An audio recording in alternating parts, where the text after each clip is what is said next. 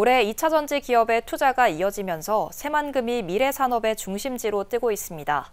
잼버리 파행으로 새만금 예산이 대폭 삭감됐지만 국회 심사에서 3천억 원가량 복원됐습니다.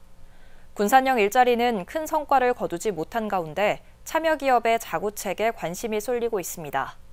올해는 새만금 남북도로 전 구간이 개통했고 군산 조선소도 재가동한 지 1년을 맞이했습니다. 모영숙 기자입니다. 2차 전지 특화단지로 지정된 새만금 산업단지. 대기업과 중국기업 등 22개 2차 전지 기업이 입주했거나 착공을 기다리고 있고 투자 금액이 9조 원을 넘어섰습니다. 국내 2차 전지의 양극재에 전구체와 고순도 금속 화합물까지 밸류체인을 확대하여 국내 기업들만 참여한 2차 전지 생태계를 구축할 수 있게 되어 오늘 회박식의 의미가 더욱 크게 다가옵니다.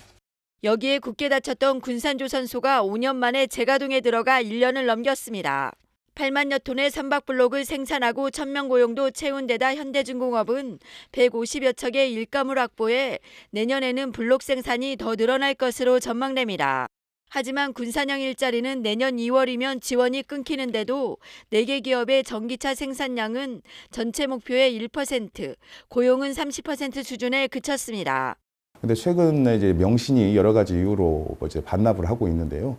앞으로 시기가 도래할 나머지 회사들도 실질적으로 투자는 이루어졌어도 거기에 따른 고용, 생산은 거의 1%대에 머물러 있기 때문에 다만 명신은 자체 생산한 전기차의 판로를 확보하고 에디슨 모터스를 승계받은 KGN 커머셜은 군산형 일자리 사업을 계속 이어가기로 했습니다.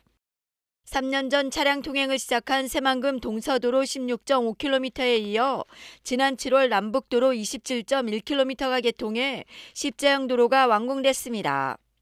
새만금 동서 남북도로 전 구간이 연결되면서 공항과 신항, 수변도시 등 새만금 지역을 20분 안에 오갈 수 있는 마중물이 됐습니다. 잼버리가 막을 내린 뒤 정부가 새만금 관련 예산을 대폭 삭감하면서 큰 파문이 일었습니다. 새만금 개발 사업이 잼버리 행사만을 위해 추진되어 왔단 말인가. 또한 정부가 지자체의 부모인 양 죄를 묻는 듯한 정부 형태 전북 도민은 모욕감으로 참담함을 금치 못하고 있다.